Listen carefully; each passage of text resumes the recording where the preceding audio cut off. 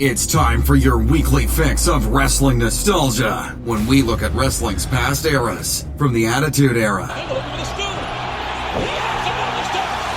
to the Reality Era. I'd like to think that maybe this company will be better after Vince McMahon's dead, but the fact is, it's going to get taken over by his idiotic daughter and his doofus son-in-law and the rest of his stupid family. To today, here on the WWE Podcast.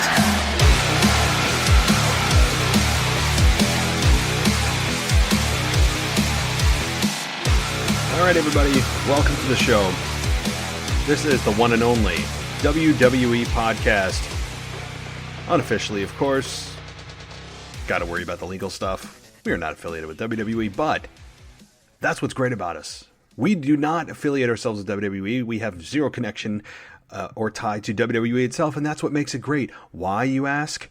We can say whatever we want. We are not state-run radio like After the Bell with Corey Graves, who does a great job. But I mean, it's really hard to take a podcast serious with wrestlers that you're interviewing when everyone that's talking is employed by the company that you're using as a platform for your show. So that's not what this show is. This show is a fan show. It's a fan-friendly show. It is a podcast by a fan for fans. It's not a podcast driven by state-run radio. So this is a show that you can come to whenever you're feeling down, whenever you are maybe frustrated with the product or frustrated with whatever's going on. This is a show that you can rely on to always be there. We will continue to be here regardless of whatever insanity goes on in the world. This show will continue as long as I have an internet connection. And by God, as Jim Moss would say, if that goes out, if my internet connection dies, well then maybe I'll just record from my phone. And if the cell towers die, then we have a problem. But in those two very unlikely events, this show will continue to be here, regardless of what happens in the world around you. This is a show that is passionate about wrestling. It's not your typical big wig pro wrestling type of podcast. We all know who those are, and they do great jobs, but this is not what we are. We don't try to pretend to be one of those. We call things like we see them. We're easy to listen to, at least I think so. We don't dive so deep that you get lost in the rabbit hole and you lose interest in the topic. We try to keep things relevant. As scatterbrained as my brain may be, and it is at times, and I know it comes across on this show, we try to keep things easy, straightforward, fun to listen to. So hopefully that's what this is. Hopefully it is. And Lord knows we need it today, right? Lord knows that we need some type of distraction from the monotony that will be our new norm for the foreseeable future. Many of us have now been directed to work from home, so we are just sheltered, hunkered down in our homes, and we feel like the storm's coming, right? It feels as if we're just waiting for something to happen, but in reality, it's an invisible force that we're at war with. It's a very weird feeling. I described this at length a little bit yesterday, so I won't repeat myself, but it's not getting any less weird. And I know that we're only on day, well, since I've been home from work, this is only my second day that I've actually been just told to stay home. And I know that some of the projections out there are scary in terms of number of people that can get infected and how long this could go. I actually saw a projection today that said that one of the White House officials was looking at a projection that could run this out for another 18 months. Yeah, I didn't stutter. I'm not trying. This is not doom and gloom, and I don't believe it'll last that long. I think, to be totally honest, I mean, I've listened to some other shows that obviously not wrestling related that are very credible, very big name podcasts, and they have had top doctors, top White House advisors as guests on their shows, and they believe that it actually will probably peak sometime in early May, and we could be back to somewhat normalcy by late May, early June. And even there, that seems like a long freaking way away, doesn't it? I mean, that's 3 months away. That's a quarter of a year. And boy, it's going to be, just think about this though. I mean, as much insanity as this is, and this is a once in a generation event, It really is. This is a once-in-a-generation event. That how awesome is it going to be when things return to normal? How awesome is it going to see baseball on TV at the same time the NBA finals are going on, the same time the NHL finals are going on, and football is just around the corner. For those sports fans out there, you could have like 4 major sports colliding at once. It's going to be awesome. It's going to be awesome. So try to think about that. Nobody truly knows the real timeline. Nobody's ever been through this before. So anything you hear is just conjecture. From the doom and gloom of 18 months to some people think it's going to be gone in 2 weeks. Nobody knows. Nobody knows. So the fact is it will eventually be gone. And it will be contained, and we'll go back to our daily lives. And that's what we need to focus on, because it will come back. Our lives will come back. Sports will all come back, and a tidal wave of sports will come back. WWE, most importantly, WWE events with live audiences will come back. And I think I speak for every fan that has watched the empty arena events, including AEW, which is broadcasting Dynamite right now with no fans in attendance. That we can't wait for fans to come back in the building. And I'm sure both AEW and WWE feel the same about the fans. So it's kind of in a way, kind of a backwards way, but a way to make the fans appreciate WWE and AEW, and AEW and WWE to appreciate the fans more. Distance makes the heart grow fonder, whether it's a one-on-one relationship or in a mass example like this, where millions of fans miss WWE and WWE misses the fans. I think this could actually help in the long run to really bring the fans and WWE closer together, and AEW. And I mean that in a way that is appreciative, in a way that makes you feel like you don't take anything for granted, because everything's been turned so upside down and inside out. In the blink of an eye, everything is shut down. Restaurants, bars, bowling alleys, shopping malls. You're not working at work anymore. There's not many cars on the road. Everything you turn on is in relation to the virus. So it's just become insane. So this is as I said yesterday, hopefully your escape, hopefully your way to get away. And let's talk about some wrestling nostalgia. How about that? Let's not drone on, because as I talk about it, then it's not really an escape, is it? So I'm kind of backpedaling, but I guess I just talk about it because it's a little bit therapeutic for me and selfish. I know that. But it's also, I think, good for people to hear about what they're thinking about up front, and then get to something that is an escape from that. Because it addresses what your mind is most concerned about, and I would say 99% of Americans right now, that's the first thing on their minds. And then you get right into, oh yeah, that's right, there's a world outside of this coronavirus news feed, this endless news cycle. And let me tell you, the numbers are scary. Yeah, they're scary. Certainly. Even in the United States, it's starting to grow pretty quick.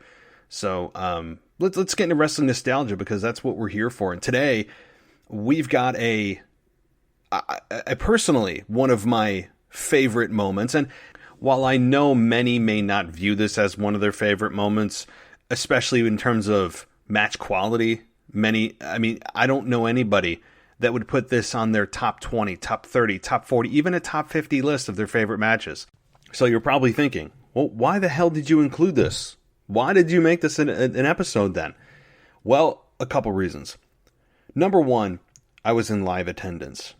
That certainly helps.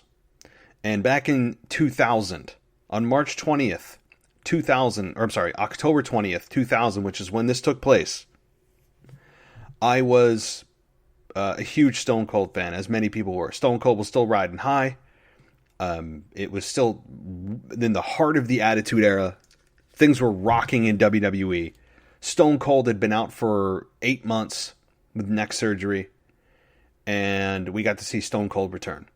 So that's point two, is that it was the return of Stone Cold in a match, his first, I guess, quote, match back against Rikishi, who was revealed to be the assailant.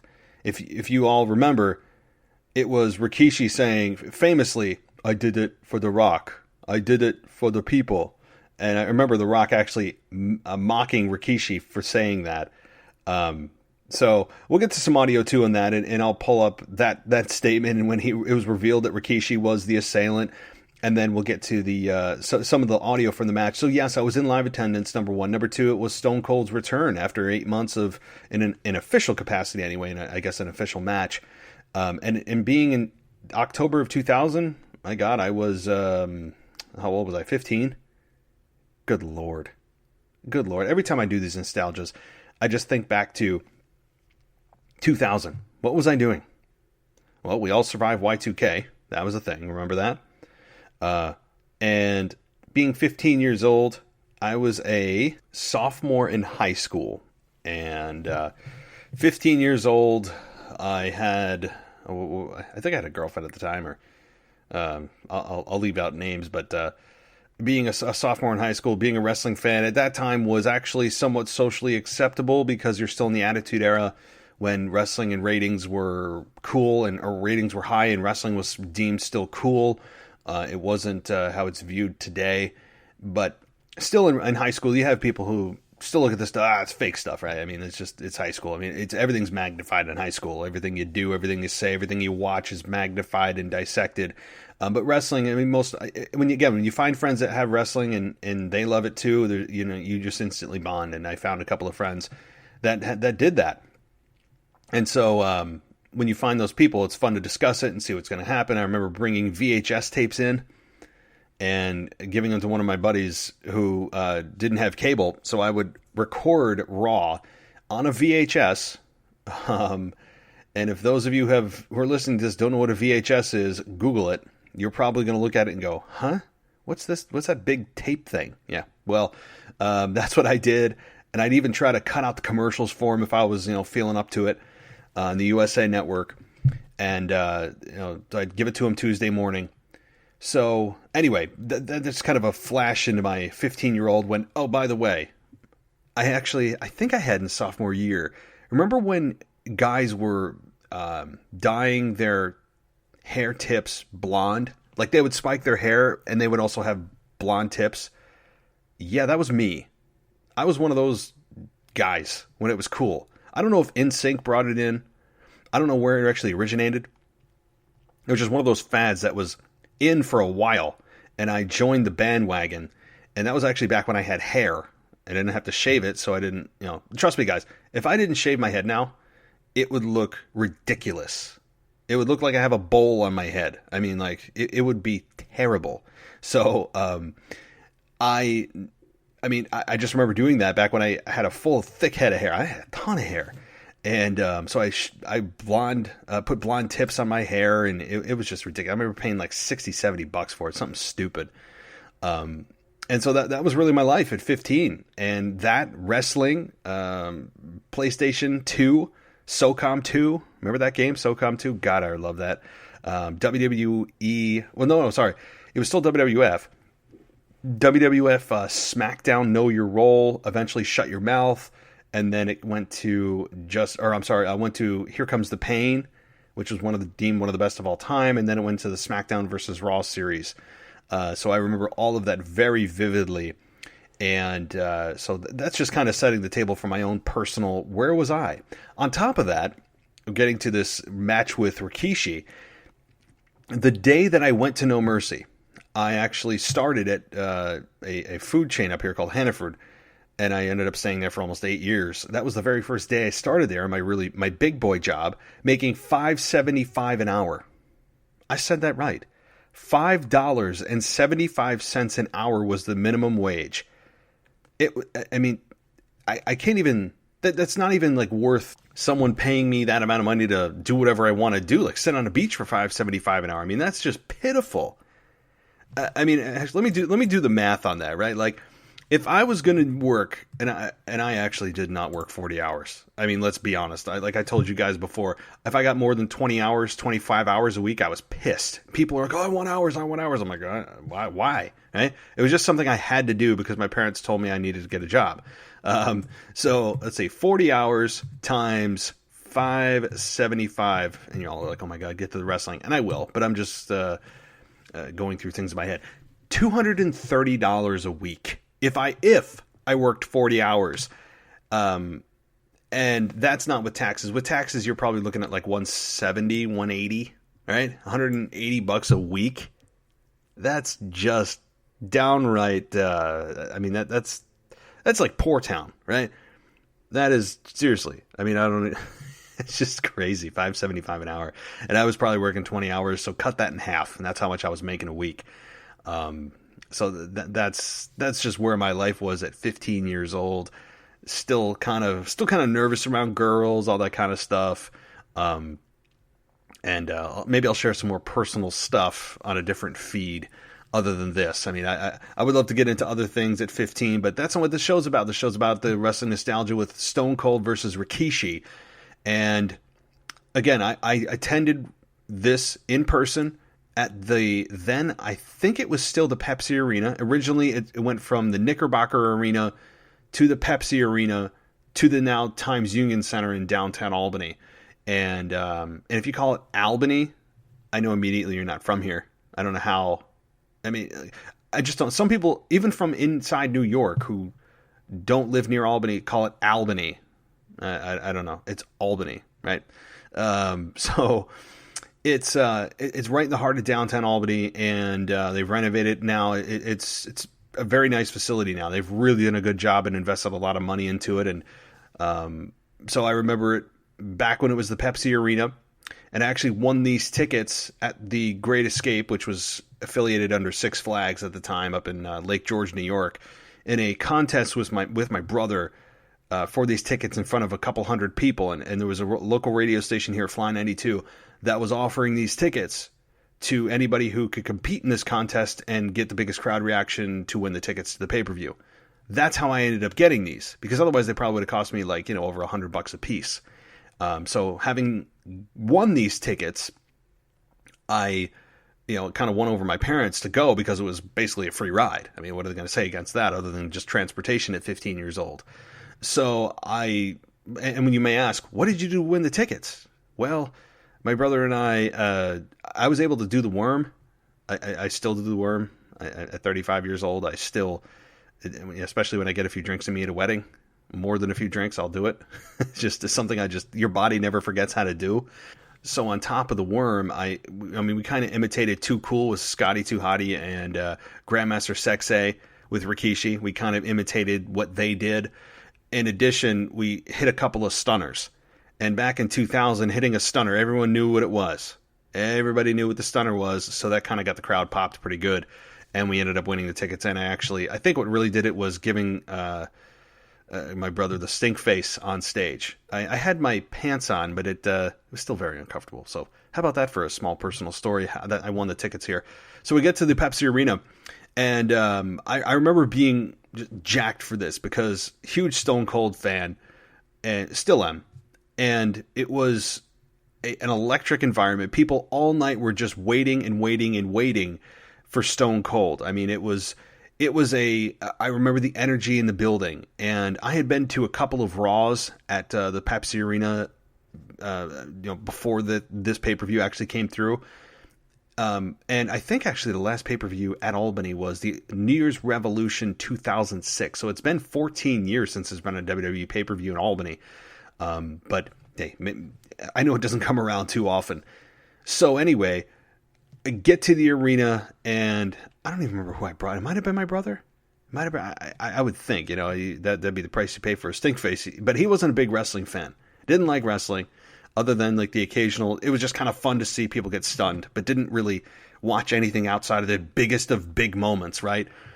But we get to the arena again. People chanting Austin all night, waiting and waiting. We knew what the story was, and before I get to the match itself, though, I want to give you the card so I can give you the platform of and the idea of who else was on this pay-per-view. So the first match of the card was Dudley Boys, and they eliminated Right to Censor in a Dudley Boys Invitational Tables match. The APA and Lita versus TNA Albert and Test, and Trish Stratus ended in a no contest. It was a mixed tag team match. In a steel cage match, Chris Jericho defeated X-Pac by escaping the cage. Right to Censor defeated Billy Gunn and Chyna.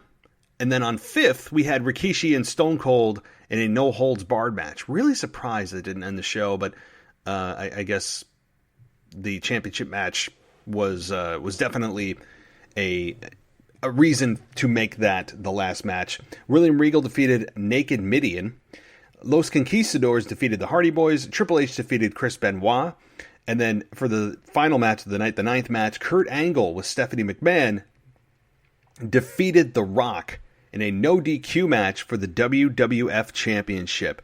And a quick note on that, I do remember that match actually pretty damn well. And the reason I remember it is because that was, I believe, the first time, or maybe the second time, that The Rock gave Stephanie a rock bottom. It might have been the first time that The Rock, because The Rock, she cost him the championship. She slapped him, and then The Rock gave her a rock bottom, and the crowd absolutely lost their minds, and myself included.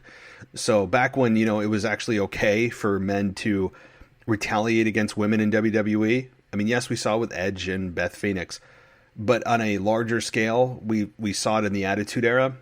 People pop. I mean, it was a roar. I remember that. Obviously, with Kurt Angle winning his first WWF Championship in Albany, that was a huge moment as well. I mean, Kurt Angle has noted several times that, Albany, New York, I mean, he's mentioned it in countless promos about, that he'll always remember this place as being the place that he won his first championship. So it was a big night, and with Stone Cold and Rikishi. Now, as you guys know, I mean, this storyline isn't exactly digging deep into WWF history, but it was one of the biggest stories of the WWE history, the WWE Attitude Era, WWF Attitude Era, I should say. Stone Cold got run over at Survivor Series in '99, and he was backstage. A black car did run him down, and Austin was out with neck surgery for 8 months, and people were waiting and wondering. He didn't come back until September of 2000, and obviously when you come back, you got a built-in storyline of who did this, and many people thought it was Triple H, The Rock, maybe it was Vince himself. There were a long list of people that Austin went through. He went through many people, just stunning people for no reason, pissed off. People want to know who did it. And this is how you do a whodunit, right? This is not the Eric Rowan, Roman Reigns terrible execution of a whodunit back in the summer of 2019. This is how you deliver a whodunit. And yes, people were maybe disappointed that it was Rikishi, and it was probably underwhelming that it was Rikishi rather than Triple H per se. And I would argue, even though Triple H was revealed to be the assailant or assist in giving Rikishi the keys to the car to run him down, which he was revealed to do, I would argue him and Triple H had a better program, even though he wasn't the one that actually drove the vehicle. So in order to set up this match, let me just give you guys a little bit of audio here from Rikishi when we finally find out that he was the assailant. I did it. What? Damn it. Look at The Rock.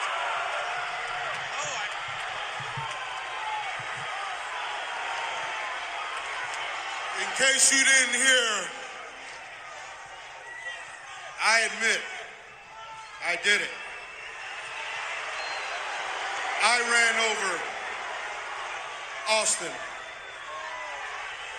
It's a good thing the criminal charges were dropped. And you ask why? Damn right. I didn't do it for me. No, I didn't do it for me. I did it for The Rock. What? Yeah. Did it for The Rock. You see, Rock, I took your keys out of your bag that night when I went to go check into the hotel. And when I jumped into the car, I saw Stone Cold Steve Austin standing in the middle of the parking lot all alone. And suddenly, everything flashed right through my eyes. This is surreal, JR. You see, the WWF has always been all about the Great White Hope. What? Great White Hope? What do you mean by that? And I'm talking about such people as Buddy Rogers, people like Bruno Sammartino, people like Bob Backlund, people like Hulk Hogan,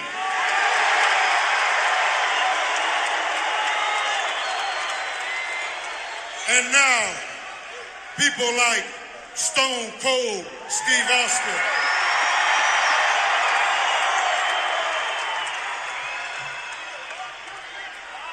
You see, the WWF has always let the Island Boys in, but we were always held back. Held back? What's he mean? Now listen to me, Rock. And I really want you to listen to me. And I'm talking about people like your grandfather, a well-respected man, High Chief Peter Maivia, could have became a WWF champion, but no, they held him back. Wow. So I'll stop it there. I don't want to make too long of a clip here, but I had forgotten until I listened to that just now. Number one, that Triple H didn't get the keys, as Rikishi said. I have it in my mind, but Triple H he took part in that assistance of running over Austin in some way, because it led to a No Way Out 2001 match with Triple H in his 3 Stages of Hell, which I believe I did a Wrestling Nostalgia on last year, but it's one of my favorite programs of all time, and maybe I'll do a second review on that. One of the best programs I've ever seen in wrestling. The way they built it, the tension, they couldn't touch each other. Triple H was threatened with a 6-month suspension. Austin was threatened with never getting a shot at the championship again. Austin stunned Stephanie, then Triple H broke JR's arm. I mean, it was brilliantly laid out, and I loved the actual blow off of the match. But again, maybe I'll do another program separately on that. But listening to Rikishi, I never really took into consideration or thought about the racial part of this, the racially charged reason why Rikishi did what he did. I mean, I know that he said he did it for The Rock, but because they're cousins or whatever, right? I mean, he did it for The Rock, and that's all I remember. I don't remember hearing that, or if I did, it wasn't something that I it didn't stick with me. I didn't hang on to that. I just hung on to, I want to see Austin beat the holy hell out of this guy. That's what I hung on to. So hearing that now, hearing that at 35 years old, it's a little more striking from a couple of different perspectives. Number one, that they actually would put that on air, because the problem is there's a little bit of truth to that in WWE. And maybe they were okay with that. But WWE, as a whole, has had a problem with color. And I don't mean that from a outward, transparent, very vocal type of way, but kind of a subdued, subtle, behind-the-scenes way. You know, and with Rock being a WWF champion as a person of color, the first black champion or whatever, you know, with Rikishi saying he did that to protect The Rock because basically you're one of my boys. It's not the Great White Hope, as Rikishi framed it. I don't remember that phrase. I don't remember that. Do you guys remember that? Just imagine something like that in 2020. It would blow people up. People's heads would explode. So again, hearing this right now, I mean, I don't remember that. The Great White Hope. Wow. Wow. And like I said, the thing is, though, that it's not like this is based in no fact. And, to date, Vince McMahon has not done a great job dealing with minorities. He just hasn't. And do I think Vince McMahon is racist? No, right? I don't believe he's racist. But I just think there's a history of WWE, for one reason or another, and I'm not involved in the company, and I'm not accusing them of anything, but it just doesn't look good from the outside. The way that he has portrayed certain minorities. Look at the Mexicools. You remember the Mexicools coming out on John Deere? The John Deere mowers? I remember that. I remember Crime Time. Remember Crime Time? Mm-hmm. Yeah. I mean, there's examples of Vince McMahon not presenting minorities in a very favorable light and playing on stereotypes. So, this is a bit startling that this was actually based in race and to protect The Rock as a minority champion. So, getting into more to the meat of the match. So, he admits that he did it. I was a bit surprised. I was a bit disappointed because I was like, oh, Rikishi. He's kind of a mid-card guy. He's fun. He's got Too Cool. He's got Grandmaster Sexay and Scotty Too Hotty. Fun guy, mid-card, but really main event? I mean, it pushed him to the next level, and I'm all for making the new stars, but it was just, at that time, you're used to a certain subset of guys that are supposed to be at the top, and it was a little bit striking. But I was willing to give it a chance. And so it built up to this match with Austin coming out. And, well, let's just take a listen.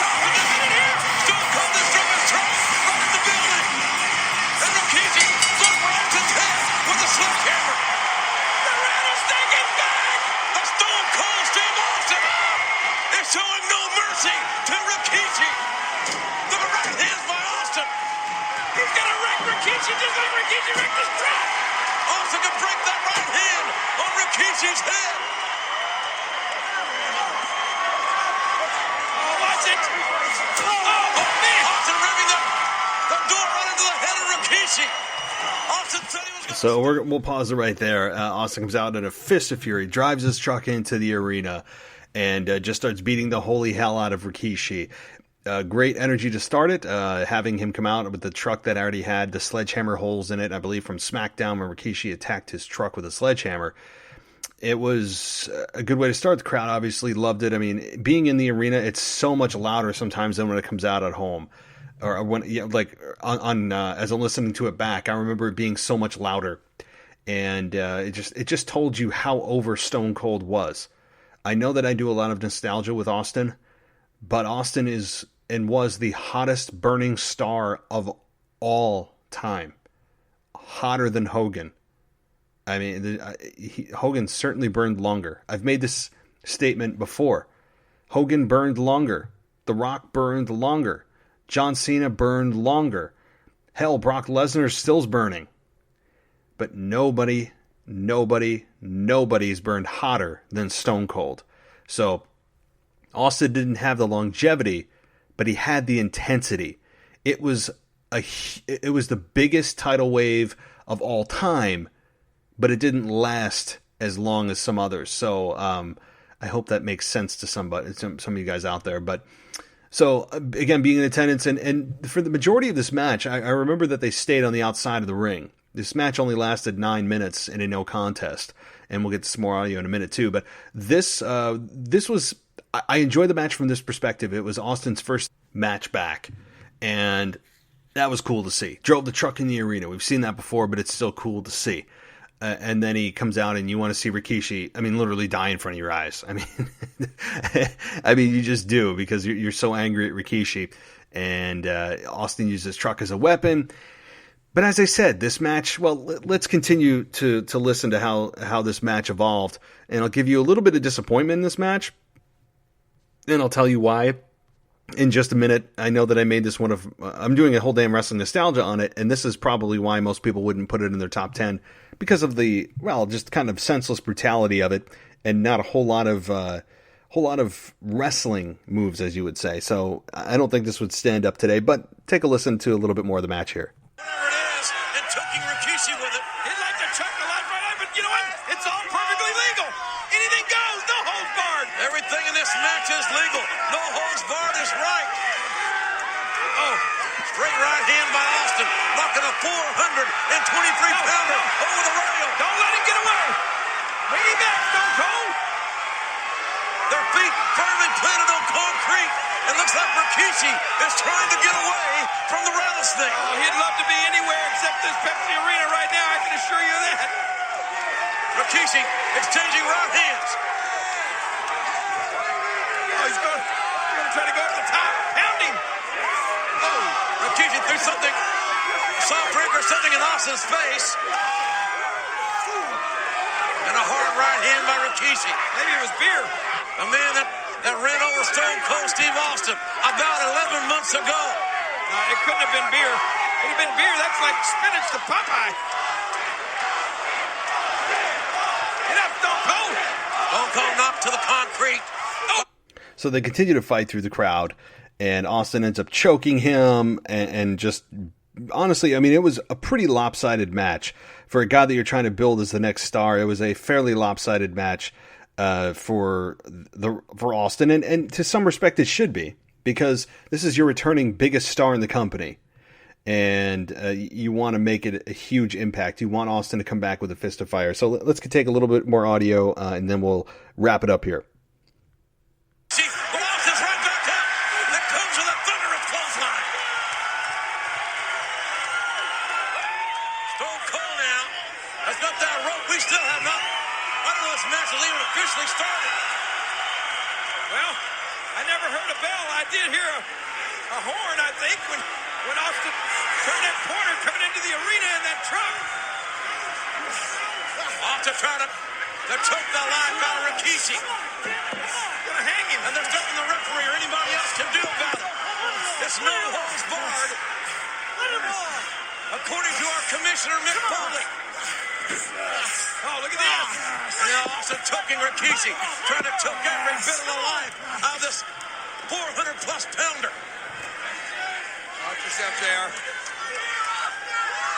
Watch yourself. Look at it. Oh, Rikishi's head bouncing off our table. Oh, we're in a dangerous spot here. All right, so I'm going to pause it there, too. It was just continuing to use objects outside the ring. Austin using a bull rope to basically try to choke out Rikishi. Man, just think about that. Daniel Bryan gets fired for using Justin Roberts' tie to choke him when he was part of the Nexus during their debut in 2011. And, Austin basically was trying to hang Rikishi, and, no one bats an eye. Same with The Undertaker hanging Big Boss Man off of Hell in a Cell. I don't know if it was WrestleMania 16. Don't quote me. But it was... I remember that visual, literally hanging Boss Man, no joke. So it's just amazing how things change. But so Austin continues to beat the holy hell out of Rikishi, and we move this thing a little bit into another level of brutality. But the only thing I didn't like about this match, I guess, obviously from an in-ring perspective, there wasn't any in-ring. That's the problem I had. You come to see, I came to see Stone Cold, and really, for that, right, The Rock. The Rock, and obviously we got a rock bottom on Stephanie. I loved that. But the thing is, we didn't get a whole lot of actual in-ring. I know it's supposed to be a street fight. The other thing is, on the outside, well, if you're fighting on the outside, it doesn't give the viewers in the arena a great perspective. You want the action in the ring for the most part. And they, Austin outside of stepping in the ring a couple of times, we didn't get that. And we also didn't get the biggest move that I wanted to see, the stunner. Austin didn't even hit the stunner on Rikishi. That's a damn crime. Basically, he bludgeoned him half to death, but didn't hit the stunner. That's the one sticking point to me outside of anything. The biggest point to me that if I was going to rag on this match, that it is, it's not a technical match by any means, nor was it meant to be. But he didn't hit the stunner? Really? How do you not do that? He could have just hit the stunner and then continued to beat him down and say, this is not what the victory is about for me. The victory is for me to send you to the hospital. So I just don't understand why he couldn't do the stunner and at least make the crowd explode. And he didn't. I still am peeved to it to this day, because seeing stunners are just a thing of beauty. So this match continues. And, let's take a listen to the conclusion of the match, if there's really a conclusion, because, as you know, this match ended in a no contest. So, let's continue and hear what happens. Rikishi's in the back of that truck like roadkill. I think he's going anywhere he wants right now, JR. He's not driving that truck, he's aiming it. Now what? Rikishi completely out of it from those several tear shots. Rikishi bleeding like a stuck hog. Oh, wait a minute, JR. You gotta run him into the... Look at Rikishi. His face a crimson mask. Another tip right to the heart. Rikishi is helpless. What's Austin doing? Oh, no, come on. This is too much. Oh, no, wait a minute, Steve. JR, you better... Steve, think about this. Don't do something you'll regret for the rest of your life.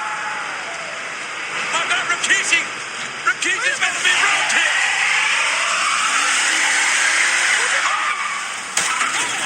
God, Austin just ran into that police car. The cops! Austin was going to run down Rikishi, but he ran into that police car. What's he doing? What is up? My rattlesnakers! My God, look at the cops! Look at the cops! Oh my God, they called out the whole Albany police force! Austin surrounded by the police! Austin wanted to run down Rikishi, but he ran into that police car. He didn't run into the police car intentionally, did he? I don't think so, but he was going to. So Austin gets handcuffed as he tried to literally commit murder, homicide, and squish Rikishi, who's leaning against a pile of rocks with his truck.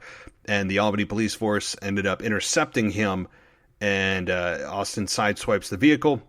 And then you have JR questioning, I don't know if he meant to actually hit him on purpose, although if you were watching it, you may have said that the first try was accidental, obviously with the interception of the police vehicle, but then he backs up and hits the police vehicle again. So, I mean, that's kind of a silly statement.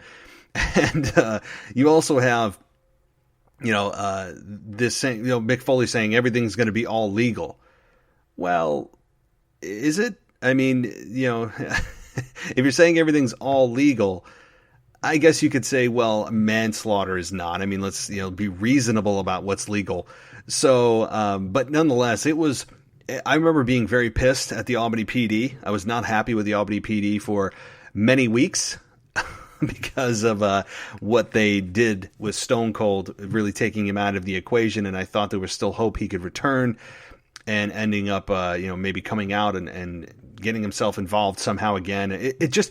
As an Austin fan, you got trained to always think he's never gone, because we've seen him return so many times in so many different instances, commandeering police vehicles, in other vehicles, Zambonis and cement trucks and everything else, that ambulances that you thought somehow, some way, maybe Stone Cold could show back up, and he didn't, and I was not happy. Again, I picked this because I was in person.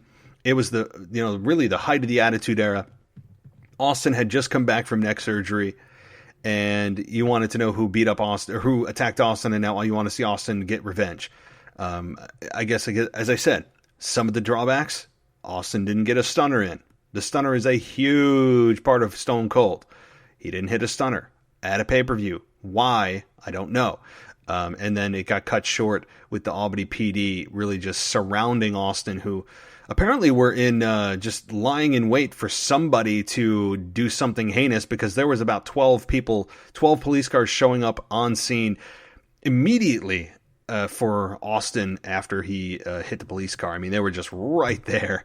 But I'm okay with suspending my disbelief. It's totally fine for this segment, because it was well worth seeing this event and seeing it in person on October 22nd. I thought it was October 20th. October 22nd, 2000. So quite a event, quite a moment. And there were many, many others after Austin returned that I think supersede this from a championship perspective, from a career standpoint. I mean, obviously with the NWO coming in a couple of years after this, I think that was significant. I have never done anything with Austin and Scott Hall at WrestleMania 18. Probably because I didn't really, it felt as if Austin was an afterthought at that WrestleMania. Maybe I'll do something on that. And, you know, this is not a moment most people talk about. It's not, but the story was great. The story was great. The backstory was something that you don't see. And, the intensity, of course, was off the page. So, guys, I hope you take a moment to watch this. It's a 9-minute match, and it's brutal, and it is the story that'll keep you coming back. And so I hope you guys enjoyed it. I know that sometimes I spend too much time rambling about other things other than the actual match itself. It's just how I operate. That's how my brain works and functions. So to a fault or not, that's kind of what it is. But, for just these few moments, guys, maybe these last 45 minutes, you've been able to forget about the world around you. I know I have. And that's what's important right now, is to stop feeding in on this fear and this hysteria that's going on around us. And, remember the things that we love, and remember the things that we're passionate about. You take some extra time, or take up a hobby, find something new that you like to do, or hell, even start your own podcast. I know I've encouraged a couple people over the last few weeks to do it. It's if anybody wants any kind of advice on it, I'm fine. I'm not going to charge you for advice. I want other people to take this up, but understand one thing with this: if you do, you have to have patience. You have to have patience in this, because if you don't, and you think you're just going to make a bunch of money right off the bat, you're sadly mistaken. Sadly, I've had this podcast for 5 years, whether it was WWE Podcast or another name that I originally started with. I've been podcasting for, actually, it was February of 2014. Hell, 6 years. It took me 6 years to get where I'm at, and I'm now starting to make a decent income. I'm not going to give you exact numbers, but a decent income. I'll say this: I'm making more than I did at my first job at Hannaford. I will say that. It's fun. It's a labor of love. You have to do a lot you have to do a lot and get a little for a long time and be okay with it. And so I encourage anybody to do that. So before we ride off into the sunset, I do have a question that was posed to me via audio, and I encourage you guys over the last few weeks to send in your questions or comments or whatever you want to talk about on the show into me via a voicemail, because everybody has a smartphone. You just create an audio file and send it to me at realwwepodcast@gmail.com, and I will get you on the show with your comment, question, suggestion, rant, whatever it may be. So right now we're going to toss it over to Sharon, who has actually sent in to us before. So let's hear what he has to say, and then I'll be back on the other side with my response. Hey, Matt. So in your last podcast, you talked about Brian Saxton as a heel manager, and I thought that this is a really good idea. There was days that Michael Cole really was a favor to Miz, and I thought he could be a really good heel manager to Miz.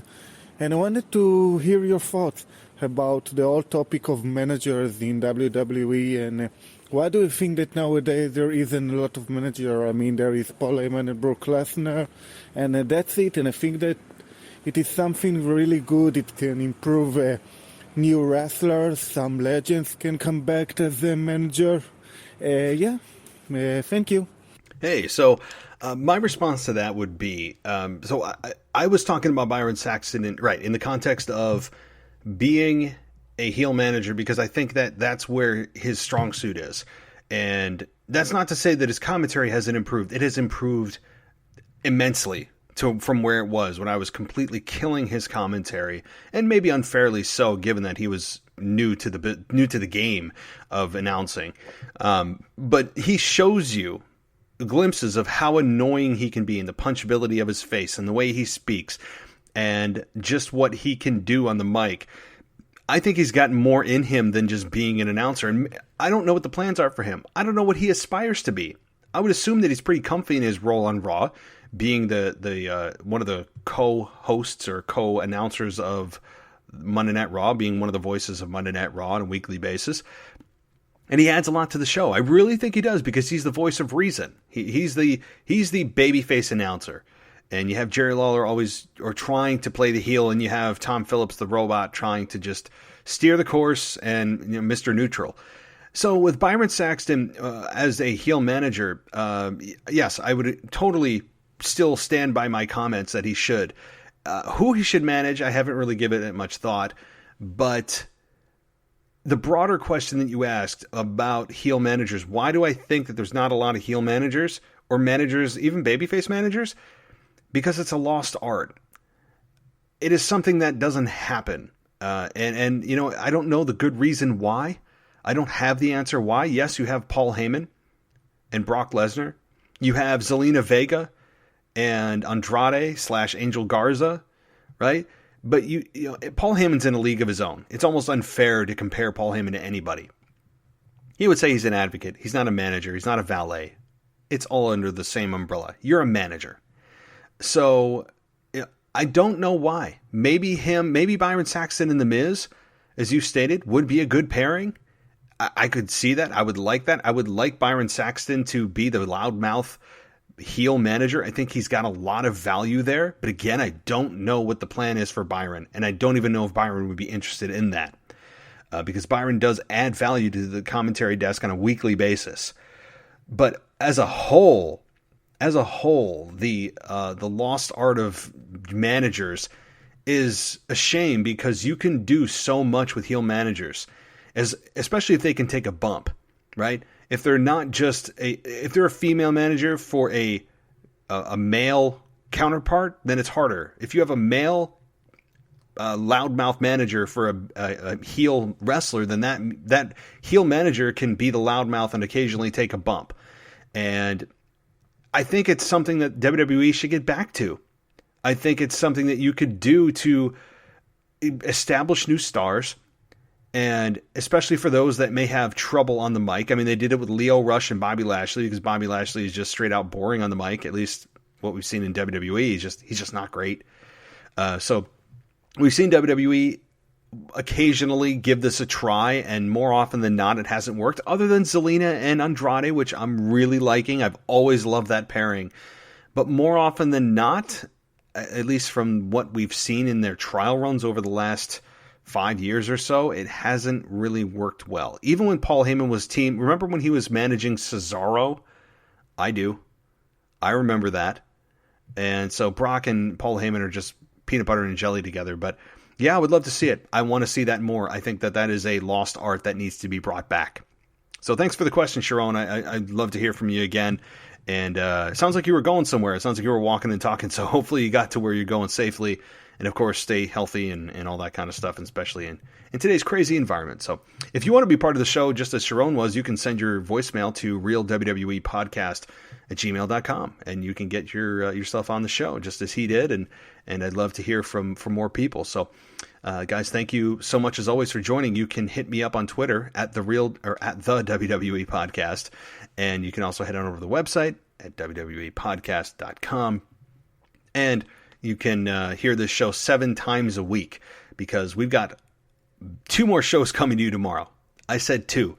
AEW NXT review with a new NXT host, a brand new NXT host coming your way. I'm very excited to bring him to you. I think you'll enjoy him. He's a familiar face, or voice. I shouldn't say face, because obviously we don't do video here yet. So then on Saturday or Sunday is your weekend review. So we've still got 3 more shows to go, and it's Wednesday. So a big week on the way. We're going to continue to make coverage here. And also, don't forget, WWE made the announcement that WrestleMania is going to be a 2-day event. Ale effing Luya. Because I don't need to see a 6-hour WWE event in front of no one at one time. At least split it up. Plus, it makes it basically WrestleMania weekend, a true WrestleMania weekend. WrestleMania Access ain't going to happen. I mean, that's the whole point, is bringing people together. That's gone. So bringing people to, or making it a 2-day event, I think could be a blessing in disguise, because we've always wondered if WWE should do this. So if this is a rousing success, in spite of the fans not being there, maybe this is a formula WWE moves to, is a 2-day event. Maybe, I mean, I'm just saying. I mean, it's a trial run that has been just thrown in their lap that they could use as an opportunity, and I'm all for it. I'm all for a 2-day event, because then even after the first day, you're like, oh, that was great. It doesn't leave you feeling exhausted. It leaves you possibly feeling like you're wanting more, and you can't wait for tomorrow to see what tomorrow brings. I think it's a brilliant idea than just a marathon. So I'm all for it. I know some of you have already kind of poo-pooed on it. Give it a chance. I'm all for 2 days of WrestleMania. Regardless, I mean, yeah, the no fans there sucks, and sucks big time. But if they're able to string this in 2 days and throw some kind of creative way to somehow have people sitting in the audience, somehow with keeping in compliance with CDC code and all that, hey, I'm all for it. So, alrighty. Well, thank you so much, guys, for being or listening to the show, because you're why I'm here. Making it a success is because of you. And I'll be back this weekend with your weekend review with my co-host, Mary Grader. And of course, AEW and NXT reviews come to you the next day or so. With all that being said, guys, go do something fun. If it's listening to the show, if it's outside, whatever it may be, get your mind off of the virus if you can. Stop watching the news for a while. It just is a cycle that just doesn't make you feel good. It's changing by the hour. The numbers aren't going to get better. Things aren't going to get better for probably a little while.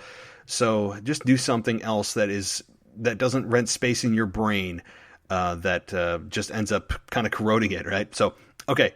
Thank you so much, guys. As always, talk to you next time.